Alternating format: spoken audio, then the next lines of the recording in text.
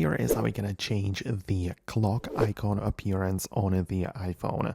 Let me talk about it and explain exactly how you can make that work. If it's your first time on Foxtecc, subscribe so you never miss anything important.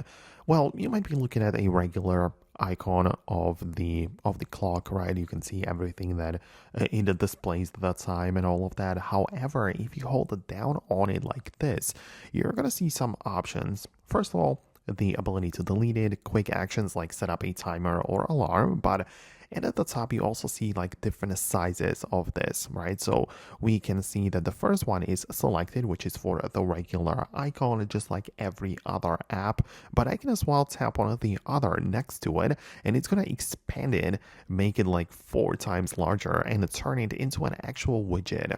So as you can see, I turned the clock icon into an actual large widget, which I can scale back if I wanted to. So it's always like something you can reverse, but that's definitely a different appearance of the clock icon. And yeah, that was basically just a widget. So you can as well hold down anywhere on the home screen, click on edit and choose the add widget option.